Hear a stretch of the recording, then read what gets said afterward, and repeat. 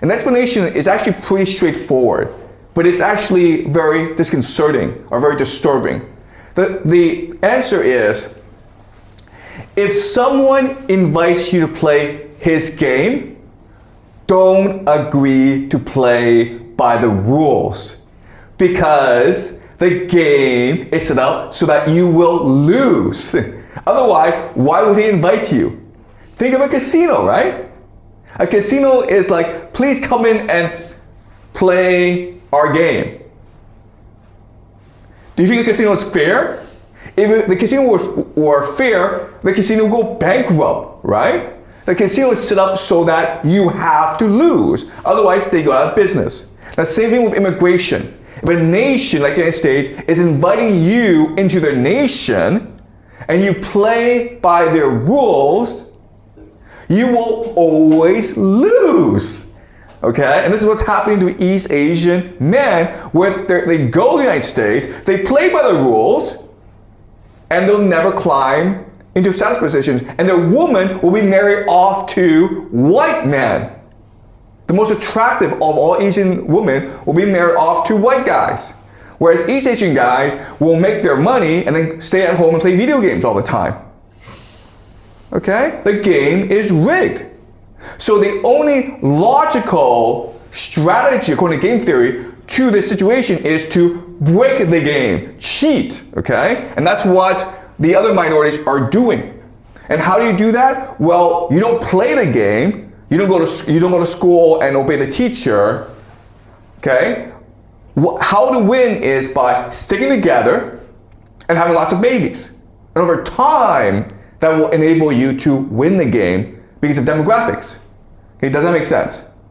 You're much better off not going to school, being poor, but staying together, being cohesive, and having lots of babies, rather than going to school, getting a good job, doing everything you've been told to do, because ultimately, your energy will be stolen from you because of the rules of the game. Okay, does that make sense, guys?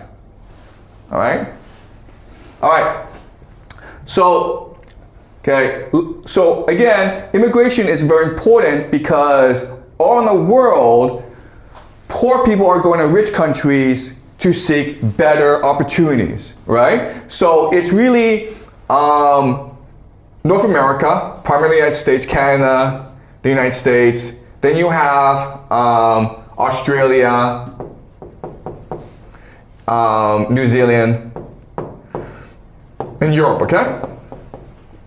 And countries that are going to these places are China, East Asia, basically. And you have the Latinos, the Africans, Middle East, okay? All right? And again, you have a situation where East Asians are much more likely to go and conform, but then you have other groups that go and refuse to conform. And as I mentioned, from a game theory perspective, it is better in the long term for you as a person not to conform, not to play the rules of the game, than to actually play by the rules of the game. I know it sounds weird, okay? But according to game theory, that's the best outcome for you, all right? So, an example is in Europe, okay? In Europe, they have a huge Muslim problem. These Muslims are less likely to integrate. They don't do very well in school, but they will claim welfare. They will have lots and lots of babies, which is a drain on the economy of these nations. And what this means is that in the year 2050, okay? In the year 2050, this is what's going to happen. In Sweden, 1/5 of the population will be Muslim.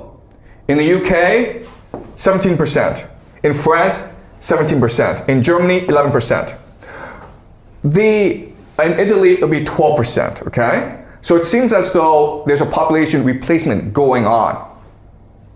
But not only that, but because Muslims are much more likely to have more children than Europeans, the populations that are Muslim will be younger, more energetic. Whereas the Europeans will be much more old, they'll likely be retired. So if this trend continues, then Europe will eventually be taken over by the Muslim minority. Okay? And so the Muslims, they don't do well in school and they don't make that much money, but look at their advantages, okay? First of all, they are cohesive, okay? Because of their religion, okay? They are energetic because you're young, okay? And they're united because, quite honestly, the Europeans don't really like them. They are an outcast. They're considered an enemy by the Europeans. So if trends continue, then it is most likely that Muslims will control Europe in 25 years' time, okay? Does it make sense? But not only that, but look, you look at America, okay? Let's look at America. You have a similar situation going on. Sorry. Okay, look at 2050, what's happening, okay?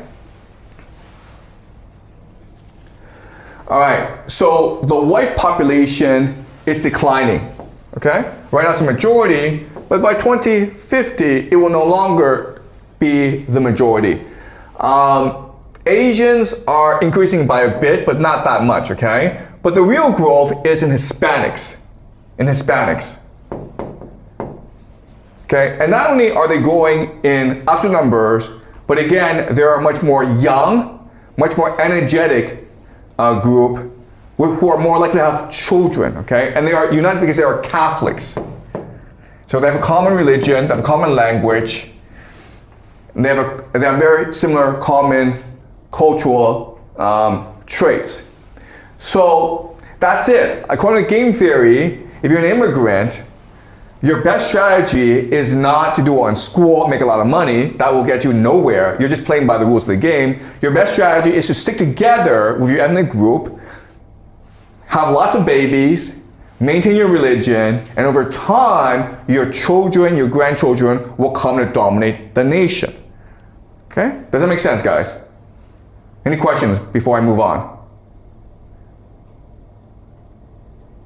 Okay. The problem with this is that there is no way that the majority, the white people, will just sit back and let this happen, okay? You're gonna have a lot of violence, a lot of conflict. Because from the white perspective, this is population replacement.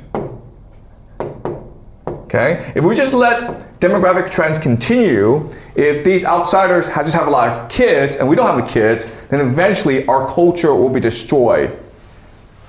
And they're right, okay? Historically, they're right. And how do we know? Because let's talk about some history. All right? So last semester, we talked about the Proto-Indo-Europeans, right? Okay, so this is Europe. This is Asia, Anatolia. Okay, so remember that after the Ice Age, hunter-gatherers spread around, okay? Okay, so you have hunter-gatherers around. But then because as the earth was warming, this allowed for agriculture. And so a new group came into being that focused on agriculture, okay? These are the farmers.